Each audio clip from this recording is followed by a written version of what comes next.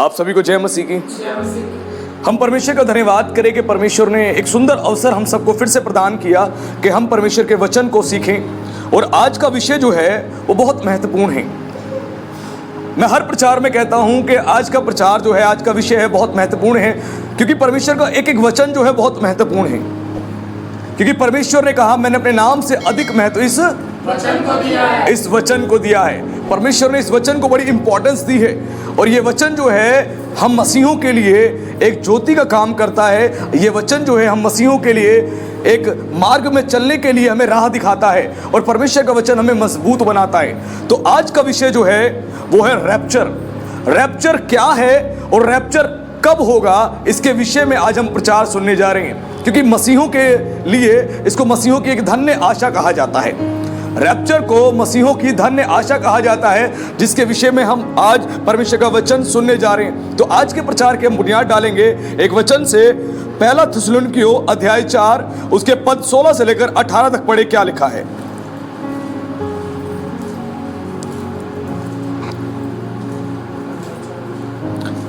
अध्याय 4 पद 16 से लेकर 18 तक। क्योंकि प्रभु आप भी स्वर्ग से उतरेगा, उस समय ललकार और प्रधान दूत का शब्द सुनाई देगा और परमेश्वर की तुरही फूंकी जाएगी, और जो मसीह में मरे हैं वे पहले जी उठेंगे। तब हम जो जीवित और बचे रहेंगे उनके साथ बादलों पर उठा लिए जाएंगे कि हवा में प्रभु से मिले, और इस रीति से हम सदा प्रभु के साथ रहेंगे। इस प्रकार इन बातों के से एक दूसरे की को शांति दिया करें। Hallelujah, praise the Lord. जिस रैप्चर के विषय में हम प्रचार सुनने जा रहे हैं, रैप्चर वर्ड के बारे में पहले हम एक बार समझ लेते हैं। जो रैप्चर वर्ड है ये कहां से आया, क्योंकि आज जो रैप्चर वर्ड है कई कलीसियाओं में और कई स्कॉलर्स के बीच में एक विवाद का ये हिस्सा बना हुआ है। अब रैप्चर शब्द जो है, पहले जब हम इसको मूल ग्रीक बाइबल में जाकर पढ़ते हैं, न्यू टेस्टमेंट जो है उस ग्रीक बाइबल में लिखा हुआ है, और न्यू टेस्टमेंट में ग्रीक बाइबल में जो वर्ड यूज हुआ है वो है हरपाजो वर्ड यूज हुआ है, जिसका मतलब है उठा लिया जाएगा। और उसके बाद जब ग्रीक लैंग्वेज से ये बाइबल जो है लैटिन में ट्रांसफर हुई, तो वहां पे एक बड़ा सुंदर वर्ड है जो यूज हुआ, वो है रैपिमर। रैपिमर का मतलब भी होता है खींच लिया जाना। और लैटिन से फिर जब इंग्लिश में ट्रांसलेट हुई, वहां पर जो वर्ड यूज हुआ वो था रैप्चर, जिसका मतलब है उठा लिया जाना। आज बहुत से मसीह कहते हैं रैप्चर वर्ड बाइबल में नहीं है, लेकिन बाइबल में ही ये ट्रांसलेशन दी गई है। ग्रीक से जब लैटिन में ट्रांसफर हुआ और लैटिन से जब उसके बाद इंग्लिश में ट्रांसलेट किया गया, तो तीनों शब्दों का एक ही अर्थ है, उठा लिया जाना या खींच लिया जाना। ये वर्ड जो है रैप्चर बाइबल में दिया गया है। और जिसके विषय में हमने वचन सुना, प्रेरित पौलुस जो था उससे भी कलीसिया ने पूछा होगा ये रैप्चर कब होगा, इसका समय कब है। तो पौलुस ने यहां पर बयान किया, क्योंकि प्रभु आप ही स्वर्ग से उतरेगा, उस समय ललकार और प्रधान दूत का शब्द सुनाई देगा और परमेश्वर की तुर्री फूंकी जाएगी। जो मसीह में मरे हैं वो पहले जी उठेंगे।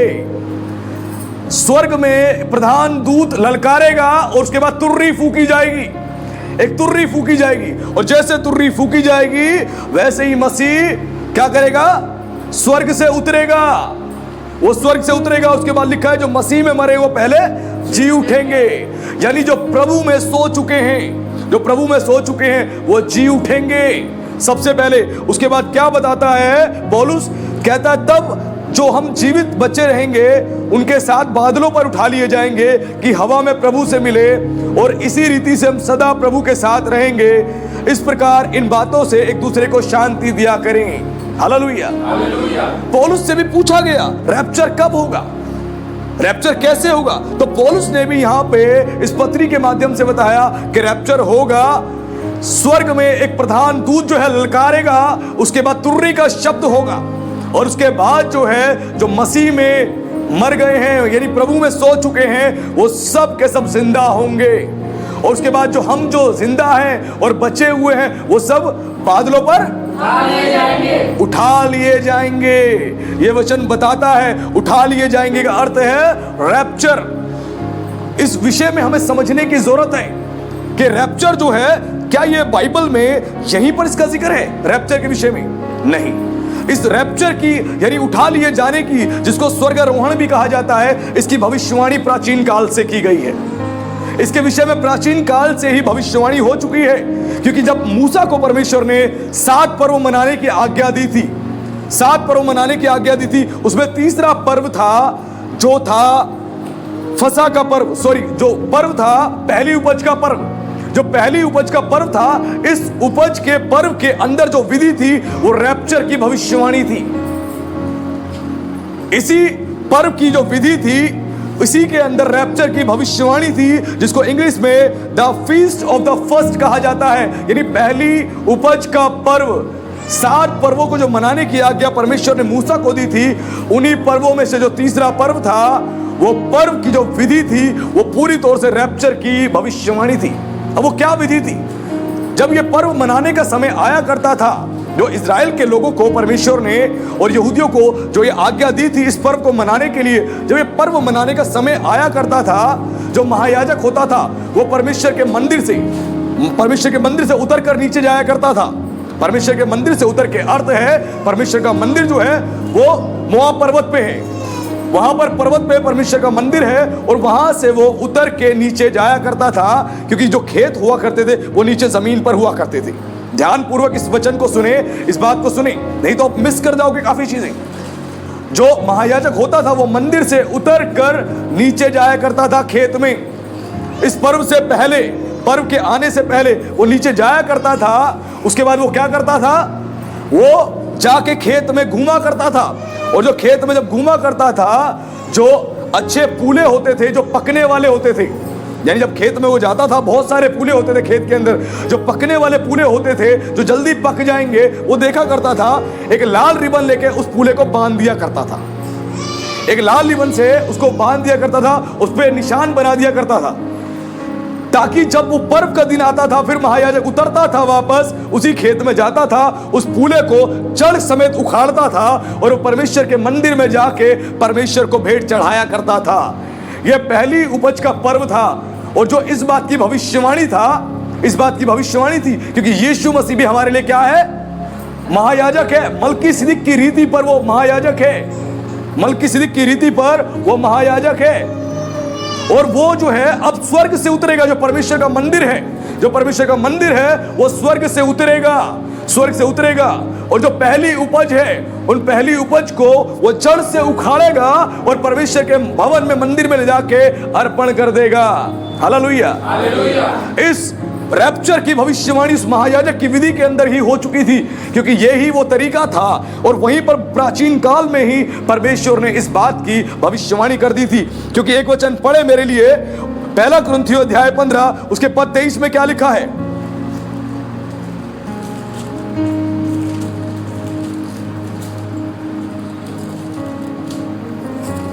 परंतु हर एक अपनी अपनी बारी से पहला फल मसीह, फिर मसीह के आने पर उनके लोग। हालेलुया।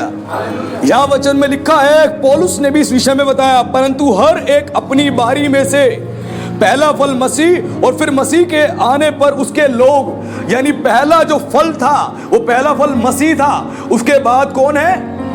उसके लोग, जो हम लोग हैं वो उसके लोग हैं, जिसको पहला फल कहा गया है। और इसी बात को प्रेरित पौलुस ने कलीसिया को क्लियर किया कि वो पहला फल कौन है? पहला फल वो मसीह है, उसके बाद हम उसके लोग हैं। और ऐसे ही परमेश्वर आएगा, यीशु मसीह वो परमेश्वर के मंदिर से, स्वर्ग से उतरेगा, और उसके बाद जो पके हुए उसके पूले हैं, यानी सच्चे मसीह, सबसे पहले सच्चे मसीह उठाए जाएंगे।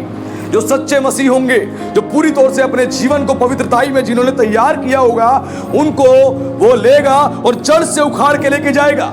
यानी जो कब्रिस्तान होंगे, कब्रिस्तान में जो कंकाल उनके होंगे वो भी नहीं बचेंगे, वो कब्रों में से निकल जाएंगे और वो जिंदा हो जाएंगे। हालेलुया। वो कब्रों में से निकलेंगे और वो जिंदा हो जाएंगे। उसके बाद जो जिंदा और बचे हुए लोग हैं वो सब स्वर्ग उठा लिए जाएंगे। और ये कब होगा? वो जब होगा जब इस संसार में सब कुछ हाहाकार मच रहा होगा, इस संसार में सब कुछ आउट ऑफ कंट्रोल चला जाएगा। यहाँ की इस दुनिया की गवर्नमेंट भी कंट्रोल नहीं कर पाएगी कुछ भी, इस दुनिया की गवर्नमेंट के हाथ से भी सब कुछ चला जाएगा, क्योंकि इस दुनिया की गवर्नमेंट बनने जा रही है, इस दुनिया की करेंसी बनने जा रही है, और वो सब कुछ होगा और वो सब कुछ उनके आपे से बाहर निकल जाएगा, क्योंकि इस दुनिया की गवर्नमेंट कुछ भी कंट्रोल नहीं कर पाएगी। और वो हैरान हो जाएंगे, ये क्या हुआ, अचानक से क्या हुआ? करोड़ों लोग पल भर में गायब हो जाएंगे, पल भर में, सेकंड्स में गायब हो जाएंगे और पूरी दुनिया में हाहाकार हो जाएगा, पूरी दुनिया में हाहाकार हो जाएगा और कोई समझ नहीं पाएगा ये क्या हुआ, कोई नहीं समझ पाएगा ये क्या हुआ, क्योंकि पल भर में ही लोग गायब हो जाएंगे और कोई भी दिखाई नहीं देगा और दुनिया की जितनी भी गवर्नमेंट है वो घबरा जाएगी और परेशान हो जाएगी, क्योंकि सब कुछ उनके कंट्रोल से बाहर हो जाएगा और दुनिया में जितने लोग हैं वो सारी गवर्नमेंट का विरोध करेंगे, वो हाहाकार करेंगे, क्योंकि गवर्नमेंट को लगेगा कि एलियंस आए और लोगों को उठा कर ले गए, एलियंस आए, लोगों को उठा कर ले गए, उनको कुछ समझ नहीं आएगा ये क्या हुआ। नासा की सैटेलाइट लोगों को ढूंढ रही होगी पूरी दुनिया में, कहां पर है, कहां पर है। अमेरिका की सैटेलाइट ढूंढ रही होगी लोग कहां पर है, कहां पर है, और कोई भी नहीं पता कर पाएगा।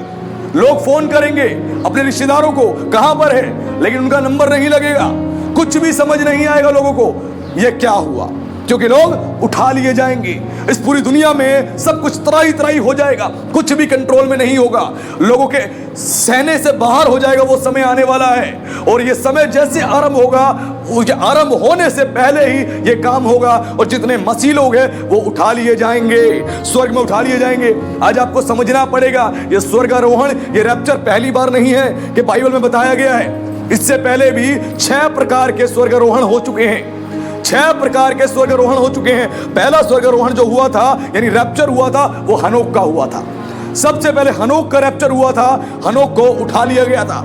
उसके बाद जो अगला रैप्चर हुआ वो एलिय्याह का हुआ था, अग्नि में रथ आए और उसको उठा कर ले गए, एलिय्याह का रैप्चर हुआ। उसके बाद जो रैप्चर हुआ यीशु मसीह का हुआ, यीशु मसीह आए और वो उठा लिए गए स्वर्ग में। उसके बाद जो अगला रैप्चर हुआ ये पवित्र लोग वो थे जो यीशु के जिंदा होते ही कब्रों में से बाहर निकल गए थे और यरूशलेम में और पवित्र नगर में लोगों को दिखाई दिए थे। बाइबल स्कॉलर्स बताते हैं ये भी यीशु मसीह के साथ स्वर्ग में उठा लिए गए थे। उसके बाद जो अगला बताया गया है बाइबल में वो बताया गया है कलीसिया का रैप्चर, कि कलीसिया उठा ली जाएगी, कलीसिया का रैप्चर होगा। उसके बाद जो बताया गया है अंत में वो 2 गवाहों के विषय में जिनका रैप्चर होगा, जो प्रकाशित वाक्य में जिक्र है, वो 2 गवाह हैं जो उठा लिए जाएंगे। यानी बाइबल में 6 प्रकार का रैप्चर बताया गया है। ये कोई नई शिक्षा नहीं है, कोई नई बात नहीं है, ये प्राचीन काल से ही होता आ रहा था। वही रैप्चर जो है जहां पर बताया गया है, जहां पर बताया गया, क्योंकि ये सारी घटनाएं घटने वाली थी, ये सारी घटनाएं घटने वाली थी। लेकिन यहां पर एक बड़ी इंटरेस्टिंग चीज है, प्रभु यीशु मसीह से भी पूछा गया, प्रभु यीशु मसीह से भी पूछा गया ये कब होगा। प्रभु यीशु मसीह ने भी इस विषय में बहुत कुछ बताया, इसके बारे में समझाया। उसके लिए खोलेंगे हम लूका रचित सुसमाचार अध्याय 17 उसके पद 26 से पढ़े 27 तक क्या लिखा है। जैसा नूह के दिनों में हुआ था वैसा ही मनुष्य के पुत्र के दिनों में भी होगा। जिस दिन तक नूह जहाज पर न चढ़ा उस दिन तक लोग खाते पीते थे और उनमें विवाह होते थे, तब जल प्रलय ने आकर उन सबको नष्ट किया। हालेलुया। अब प्रभु यीशु मसीह ने भी बताया यहाँ पर ये कब होगा। लिखा है जैसे नूह के दिनों में लोग खाया पिया करते थे और उनमें शादी विवाह होते थे और वो बड़े ही चिंता मुक्त थे, उनको चिंता ही नहीं थी, क्योंकि नूह के द्वारा परमेश्वर ने बार बार उनको प्रचार कराया, लेकिन उन्होंने नहीं यकीन किया। ऐसे ही मसीह लोगों को लोग कहते काल्पनिक बात है इनकी, मसीह लोगों की इस बात को जो अन्य जाति लोग हैं कहते काल्पनिक जीवन जी रहे हैं मसीह, ऐसा कुछ नहीं होगा। जैसे नूह के दिनों में भी नूह कहता रहा, लोगों ने यकीन नहीं किया। कब तक यकीन नहीं किया? जब तक नूह उसका परिवार जहाज में नहीं चढ़ गया, और जैसे ही जहाज में चढ़ा वैसे ही जल प्रलय हो गया, जल प्रलय हो गया और पूरी तौर से उस संसार में त्राही त्राही होगी और सब कुछ खत्म हो गया, कुछ भी नहीं बचा। वैसे ही वो दिन होगा, जिस दिन रैप्चर होगा वो दिन होगा। बताया गया प्रभु ने जैसे नूह के जहाज में लोग चले गए, उसके बाद पूरी तौर से इस जगत में जल प्रलय हुआ, जल प्रलय ने आके सबको नष्ट कर दिया। वैसे ही पहले कलीसिया उठाई जाएगी, पहले कलीसिया उठाई जाएगी, उसके बाद इस पूरे संसार में त्राही त्राही हो जाएगा।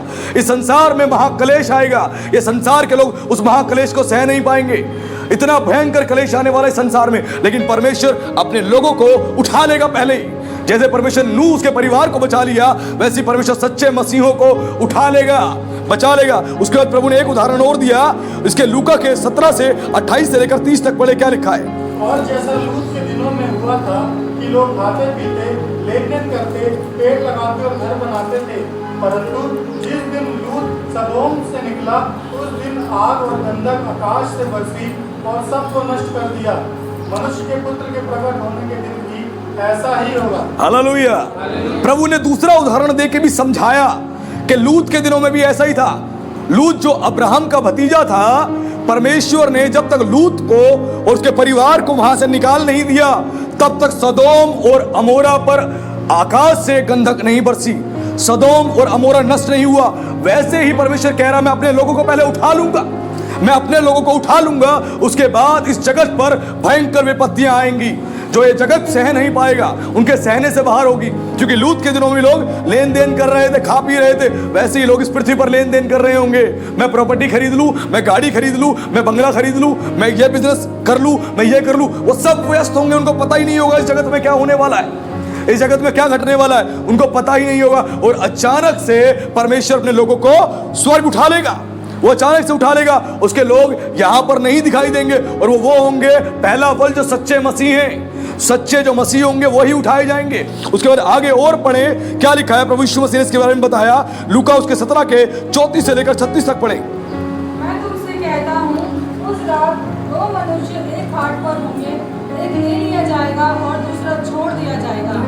दो स्त्रियां एक साथ चक्की पीसती होंगी, एक ले ली जाएगी और दूसरी छोड़ दी जाएगी।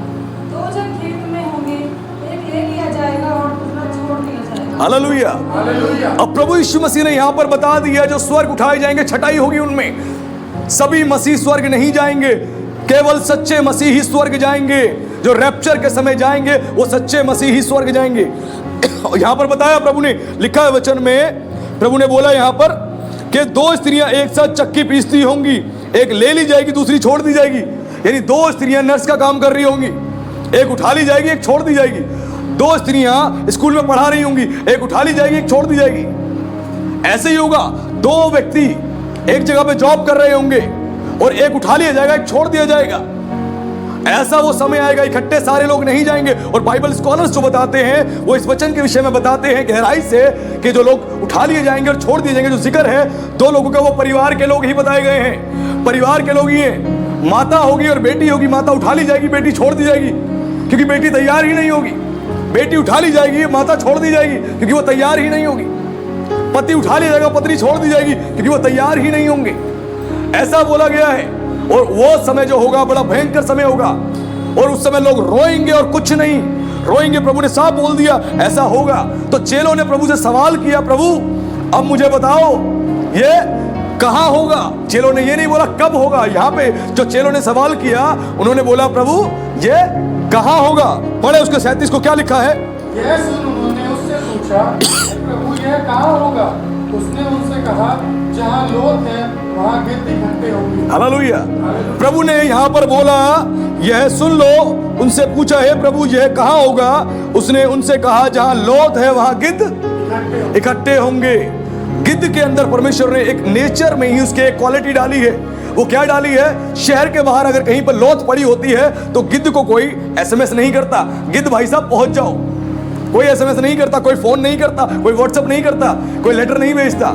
उनको अंदर ही, उनके अंदर ये ऐसे सेंसर हैं, ऐसी चीज, ऐसी प्राकृतिक परमेश्वर ने उनको ये विशेषता दी है। उनको पता लग जाता है और लोथ के पास सारे गिद्ध इकट्ठे हो जाते हैं। वैसे ही ये होगा, वैसे ही होगा। लेकिन बाइबल में एक जगह पे क्लियर किया गया है, वो कौन सी जगह होगी, कहां पर होगा, जहां पर सारे लोग उठा लिए जाएंगे। प्रकाशित वाक्य अध्याय 14 उसके पद 1 में लिखे, 1 में पढ़े क्या लिखा है।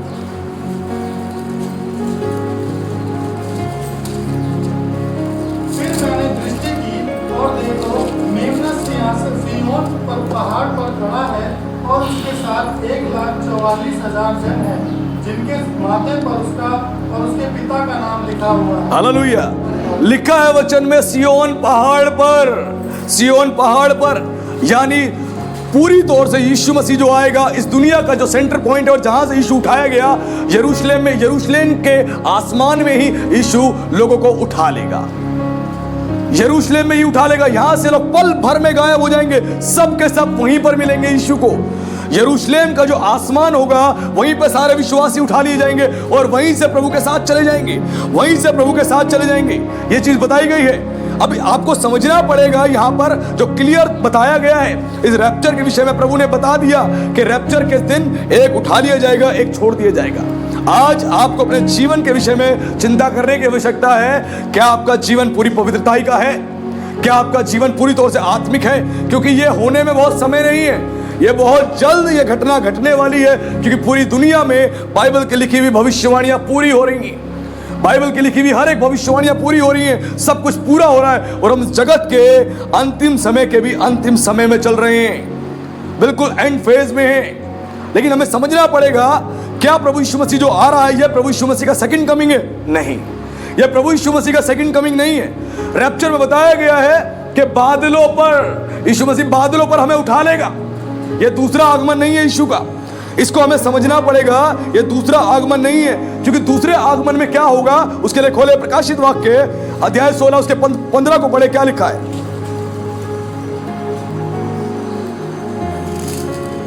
देख, मैं चोर के समान आता हूँ। धन्य वह है जो जागता रहता है और अपने वस्त्र की चौकसी करता है कि फिर नंगा ना रहे फिरे और लोग उसका नंगापन ना देखें। हालेलुया। अब यहां पर जो रैप्चर के विषय में बताया, रैप्चर में क्या है? प्रभु चोर के समान आएगा। वो चोर, ये सेकंड कमिंग नहीं है। जो प्रभु यीशु मसीह आएगा रैप्चर में, वो चोर के समान आएगा। खुद प्रभु ने कहा, मैं अचानक से आ जाऊंगा, मनुष्य का पुत्र अचानक से प्रकट हो जाएगा। रैप्चर में जब प्रभु यीशु मसीह आएगा, वो अचानक से आएगा, किसी को पता नहीं लगेगा और कलीसिया उठा ली जाएगी, कलीसिया उठा ली जाएगी। और पौलुस से जब पूछा गया कितना समय लगेगा इस चीज में, कलीसिया के लोगों ने पूछा होगा, तो पौलुस ने 1 कुरिन्थियों अध्याय 15 के 52 में बोला, ये पल भर में होगा। कैसे होगा? पल भर में, पलक झपकते ही। 1 घंटा नहीं लगेगा, 4 घंटे नहीं लगेंगे, 1 दिन नहीं लगेगा। जितनी सेकंड्स में आप पलक झपकते हो, यानी पल भर में। पलक झपकने से भी पहले, पलक झपकने से भी पहले आप बैठे होगे डाइनिंग टेबल पे, खाना खा रहे होगे, आपकी पत्नी पलक झपकते ही गायब, और आप देखोगे सामने से गायब हो गई, आपका पति गायब, और आप कहोगे ये क्या हुआ? वो पल भर में, सेकंड्स में गायब हो जाएंगे, उठा लिए जाएंगे, उठा लिए जाएंगे, वो वहां पर दिखाई नहीं देंगे, और आप रोगे और भिलकोगे और परेशान हो जाओगे, हम क्या करें? आज समय है आज हमारे पास कि हम इस चीज की गंभीरता को समझें। इसमें कोई 4 दिन नहीं लगेंगे, 2 दिन नहीं लगेगा, पल भर में, सेकंड्स में, क्योंकि प्रभु रैप्चर के समय पे चोर के समान आएगा, किसी को पता नहीं लगेगा। हम बादलों पर मिलेंगे यीशु मसीह से, क्योंकि रैप्चर के विषय में बताया गया, हम बादलों पर उठा लिए जाएंगे। यीशु मसीह पृथ्वी पर, जमीन पर नहीं आएगा, हम बादलों में ही उठा लिए जाएंगे, पल भर में, सेकंड्स में। उसके बाद आगे एक चीज और पढ़े, प्रकाशित वाक्य अध्याय 1 उसके पद 7 में क्या लिखा है? यह यीशु मसीह के सेकंड कमिंग के विषय में लिखा हुआ है। यहां पर दूसरा आगमन कैसा होगा, पढ़े। देखो, वह बादलों के साथ आने वाला है और हर एक आंख उसे देखेगी, वरन जिन्होंने उसे भेदा था वे भी उसे देखेंगे, और पृथ्वी के सारे कुल उसके कारण छाती पीटेंगे। हाँ, आमीन। हालेलुया। ये यीशु का सेकंड कमिंग है। रैप्चर में प्रभु आएगा, गुप्त रीति से आएगा और सबको उठा के ले जाएगा। लेकिन जब प्रभु सेकंड कमिंग में आएगा तो दुनिया की हर एक आंख उसको देखेगी। ये दूसरे आगमन में होगा, सेकंड कमिंग में दुनिया की हर एक आंख उसको देखेगी, क्योंकि जब प्रभु यीशु मसीह आएगा दोबारा से, तो वहां पे वचन में लिखा है कि हर एक आंख उसको देखेगी। लेकिन जब रैप्चर के विषय में बताया गया, तो पौलुस नहीं बोला हम बादलों पर उठा लिए जाएंगे, पल भर में हम उठा लिए जाएंगे। और जब इसके विषय में हम पढ़ते हैं 1 थिस्सलुनीकियों अध्याय 4 में और पद 16 से लेकर 18 में, तो वहां लिखा है कि हम बादलों पर उठा लिए जाएंगे। और यीशु ने कहा मैं चोर के समान आऊंगा। रैप्चर में प्रभु यीशु मसीह चोर के समान आएगा और लोगों को उठा के ले जाएगा, वो गायब हो जाएंगे। अब यीशु मसीह 2 बार क्यों आ रहा है? क्योंकि यीशु मसीह 2 बार स्वर्ग गया। यीशु मसीह 2 बार स्वर्ग गया, वो 1 बार स्वर्ग नहीं गया, वो 2 बार स्वर्ग गया।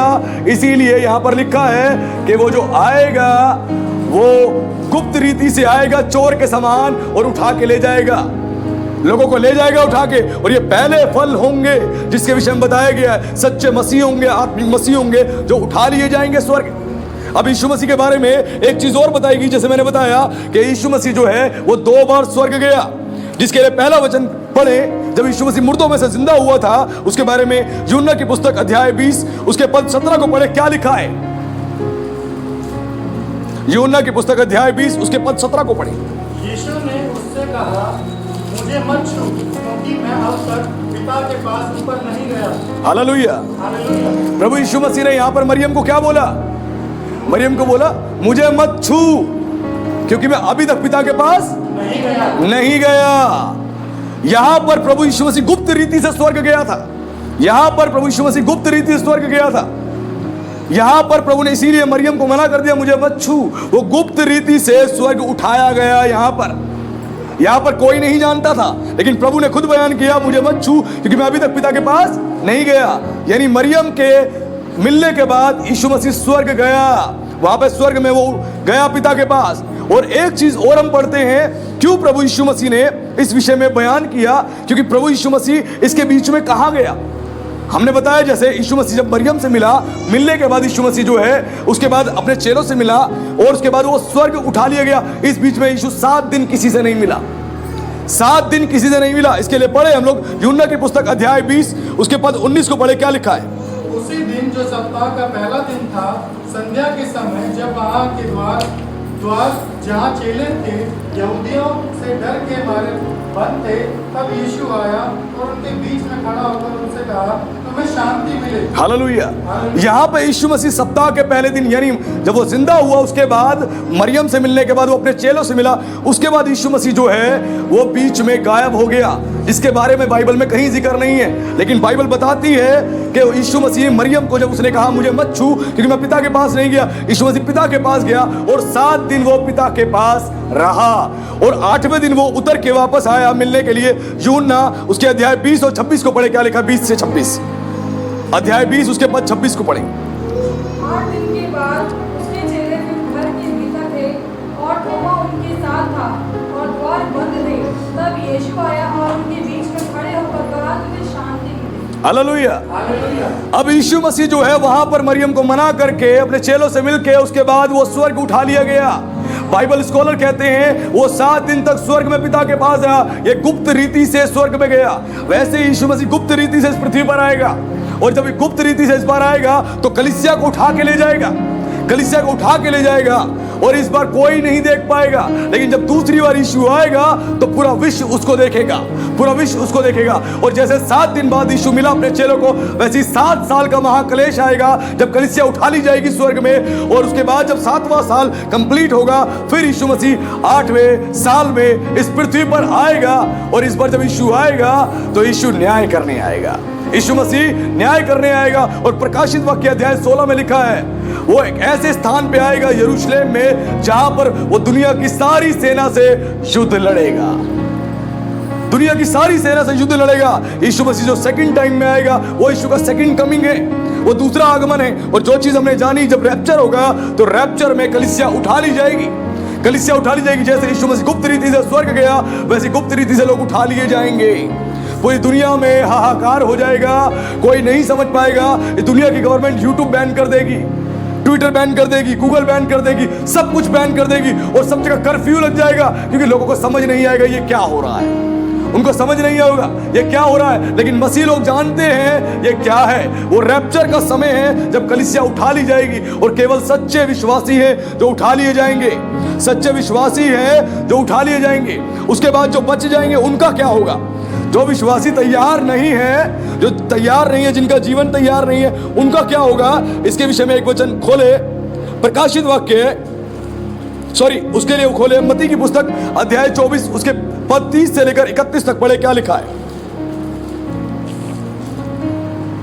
तब मनुष्य के पुत्र का चिन्ह आकाश में दिखाई देगा और तब पृथ्वी के सारे कुलों के लोग छाती पीटेंगे और मनुष्य के पुत्र को बड़ी सामर्थ और ऐश्वर्य के साथ आकाश के बादलों पर आते देखेंगे।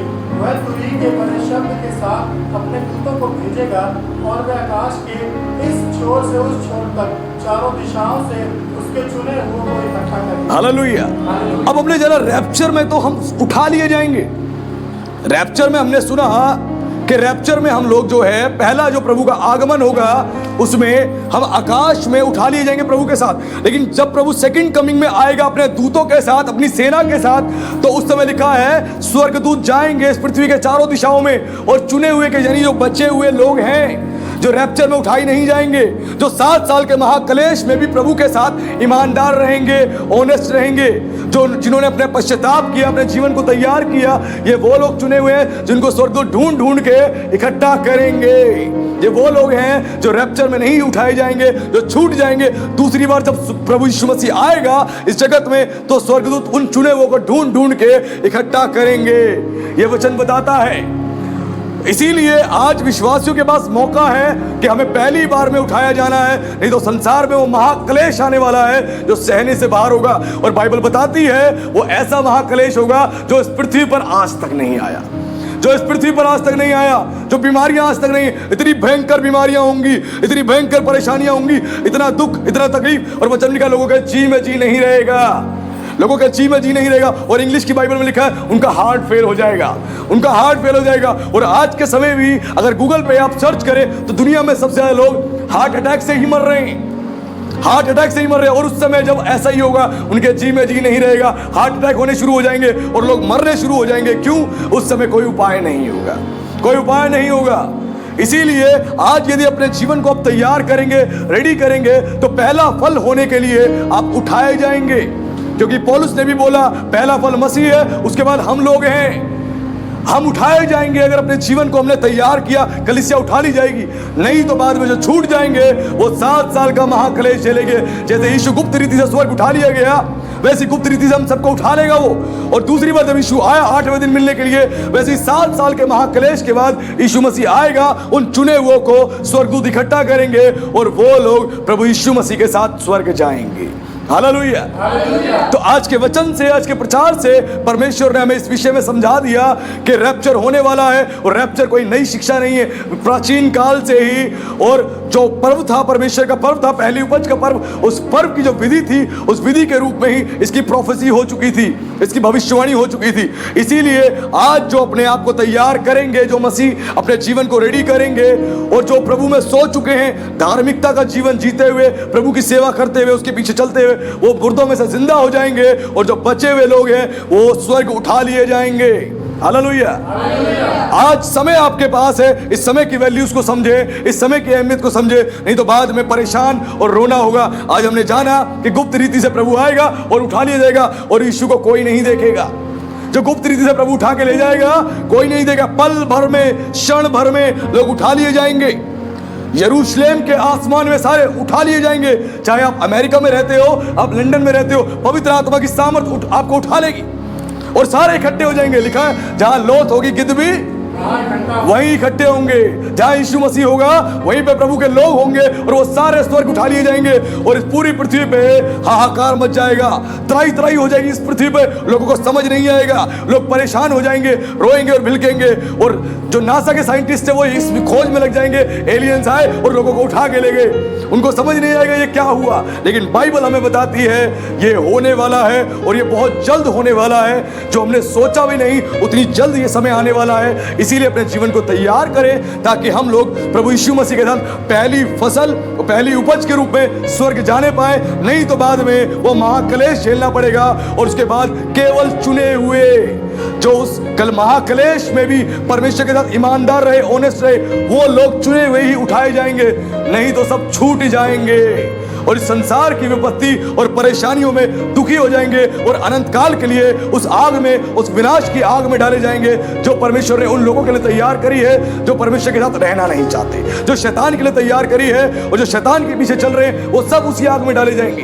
तो आज के वचन से परमेश्वर ने हमें समझा दिया कि कलीसियाओं की कितनी अहमियत है, कलीसियाओं की कितनी इंपॉर्टेंस है परमेश्वर की दृष्टि में, कि परमेश्वर चाहता है कि कलीसिया पहले ही उठाई जाए और वो बच जाए। तो प्रभु का धन्यवाद। प्रभु आप सबको आशीष दे। सभी को जय मसीह।